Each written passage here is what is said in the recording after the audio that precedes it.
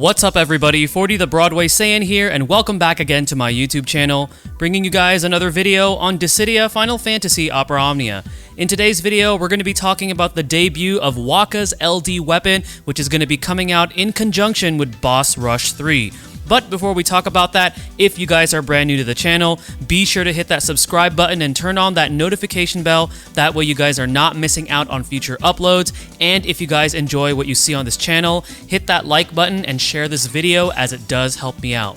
Don't forget to check out all of the fantastic resources out there for Dissidia Opera Omnia. The links will be down below in the video description as well as the pinned comments. Last but not least, don't forget to check out all of the rest of the fantastic content creators out there for this game. This is what makes the community so awesome and also enhances the experience for Dissidia Opera Omnia.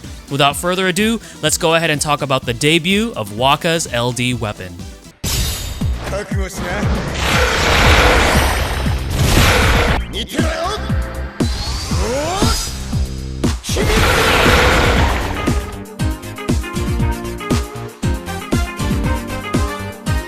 Alright guys, so we're going to go ahead and talk about Wakka's LD weapon. I am going to talk about it with full max limit break as well as LD boards taken into account. I am going to be using this party of Wakka, Kain, and Theodore. Now I know that you guys are probably going to ask, yo, what's that icon above Kain's head? Well, he just got an LD on JP upon the making of this video. I'm not going to talk about that, but I just want you guys to get a teaser of what Global will be getting later on for, you know, some of your other favorite characters, such as, for example, Kain, because I like Kain. So you'll get to see him in action here. But we're here to talk about Wakka.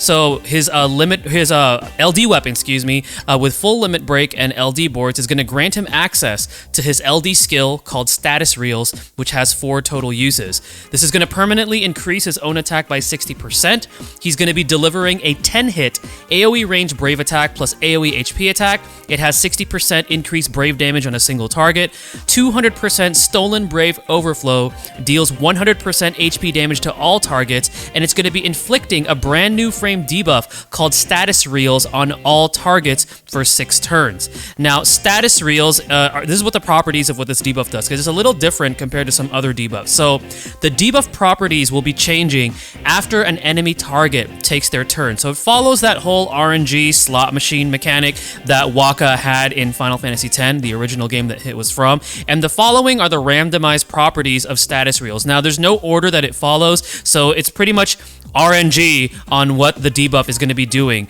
to the enemy target after they take their turn. So it's either going to be doing Status Reels stat, which is going to be increasing the target's Brave damage taken by 20% and also lowering their attack, defense, initial Brave, and max Brave by 50%.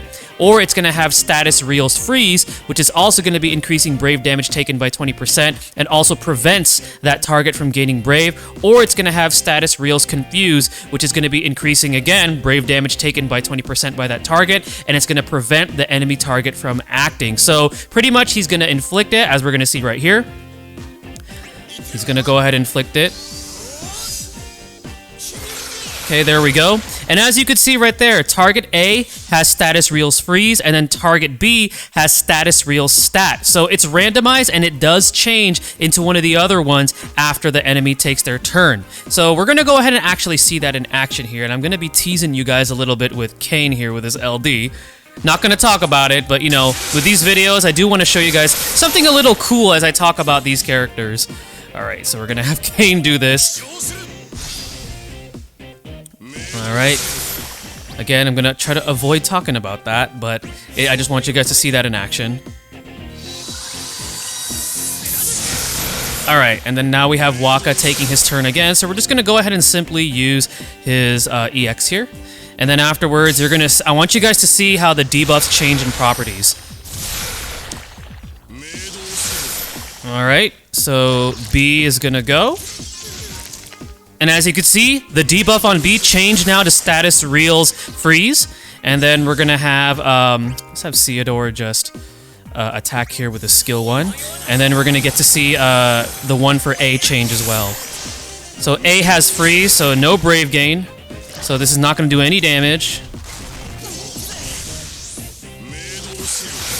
And as you can see, actually, A stayed with the freeze. So sometimes after they take their turn, it could actually stay with the debuff that the debuff effect they already had. And as you can see right there, B changed into status reels confuse.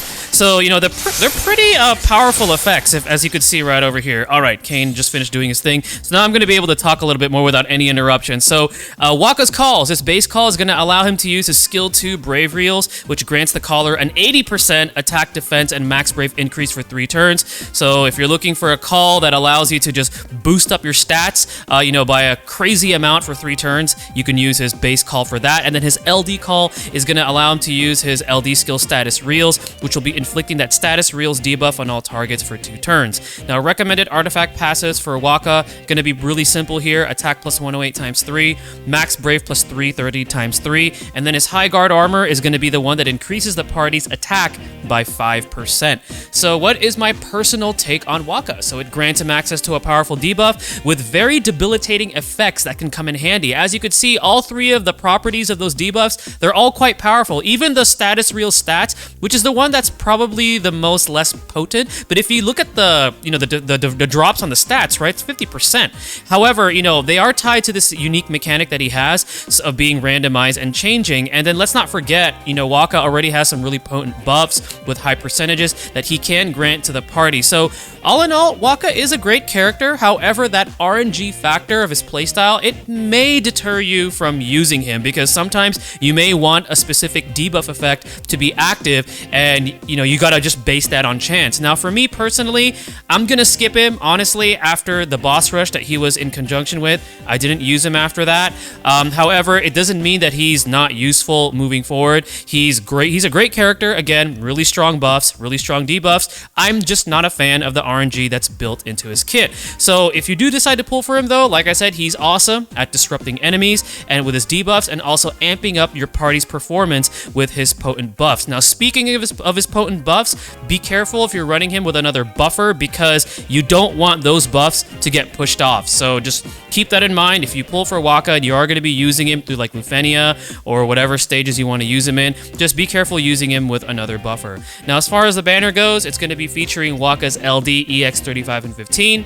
You're going to have another shot at getting Ishtola's burst. It's also going to be refeaturing Setzer and Charlotta, who in their own right, they're still pretty decent EX only characters. Now I am aware that Setzer's LD weapon, when that comes out, is also going to be refeaturing Wakka's LD, and I know a lot of you guys that are skipping Wakka are more so looking forward to that banner, because that banner will also be during the time where Tidus gets his burst weapon. So again, for those of you that want him now, he's going to be awesome now, and I do think, like I said, he's a great character. It's just for me personally, I'm just not a fan of the whole RNG thing, but it doesn't mean that he's not good. He's actually quite good, and he will serve you well in, you know, debilitating enemies with his debuffs and also amping your party with some crazy potent buffs.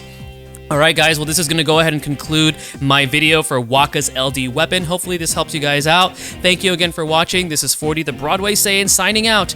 Mahal everyone.